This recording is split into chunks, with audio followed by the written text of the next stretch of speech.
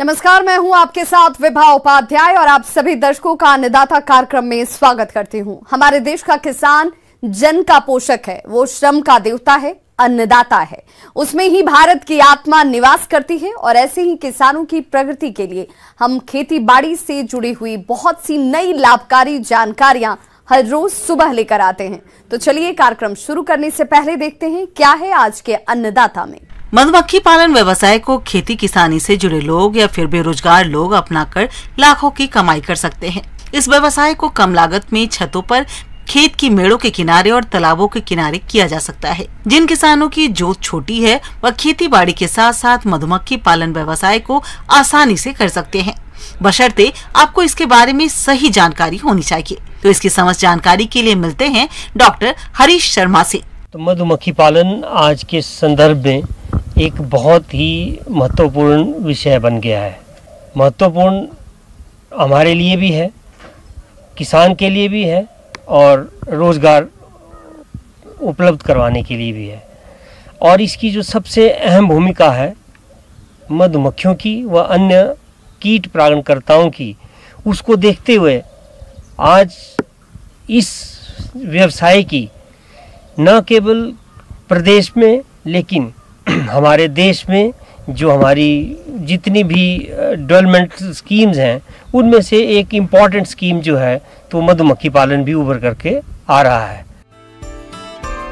इस व्यवसाय को शुरू करने का सही समय अक्टूबर है, क्योंकि अक्टूबर से लेकर मई तक फूलों की उपलब्धता भरपूर रहती है और इसी समय इनके शहद का उत्पादन होता है।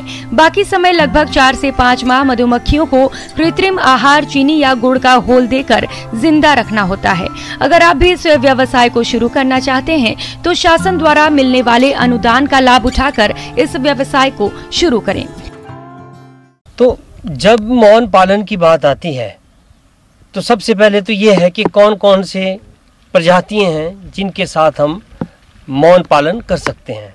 तो जो मधुमक्खियों की प्रजाति हैं उनमें से एक हमारी इटालियन, जिसको एपिस मेलिफेरा कहते हैं, वह एक देसी प्रजाति जो हमारे घर घर में पाई जाती है उसको हम एपिस सिराना के नाम से जानते हैं। तो जब मधुमक्खी पालन की बात करते हैं तो हम इन दोनों में से किसी भी मधुमक्खी के साथ कार्य कर सकते हैं। लेकिन जो हमारा नॉर्थ इंडिया है इसमें अगर आप देखेंगे तो जो इटालियन मधुमक्खी है उसके साथ कमर्शियल बी कीपिंग जो है वो ज़्यादा संभव भी है और प्रचलित भी है। लेकिन साउथ इंडिया की अगर बात करें तो वहाँ पर अभी अगर हम भुवनेश्वर वाली बात करें या और भी हमारे जो वेस्ट बंगाल की बात करें तो वहाँ पर अभी भी जो मधुमक्खी पालन है वो देसी प्रजाति के साथ प्रचलित है और बहुत सारे जो बी कीपर हैं वो इसमें कार्य कर रहे हैं। देश में और अंतर्राष्ट्रीय बाजार में शहद की मांग की वजह से मधुमक्खी पालन का व्यवसाय तेजी से बढ़ रहा है। इससे न केवल किसानों को अच्छी आय होती है बल्कि मधुमक्खियों से होने वाले परागण से फसलों का उत्पादन भी बढ़ता है। मधुमक्खी पालन से शहद, मोम, रॉयल जैसी उत्पादन प्राप्त होते हैं जो किसानों की अतिरिक्त आमदनी का बेहतर जरिया साबित हो रहे हैं। कृषि से जुड़े लोग या फिर बेरोजगार युवक इस व्यवसाय को आसानी से अपना सकते हैं। हमारा जो ये मधुमक्खी पालन है इससे हमें कई प्रकार के फायदे हो जाते हैं।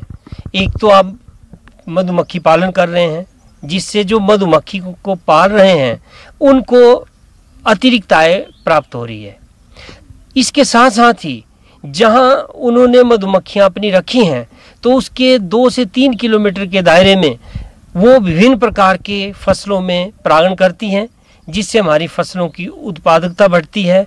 साथ ही साथ जो वनस्पति है जिस पे वो मधुमक्खियां घूम रही हैं वहाँ भी वो परागण करके उनका बीज व उनका संवर्धन में सहायक सिद्ध होती हैं। इस व्यवसाय को भूमिहीन लोग जो हैं, छोटे स्तर पर जो किसान हैं, युवा है तो महिलाएं हैं, कोई भी वर्ग इसको बड़ी सुगमता से अपना सकता है।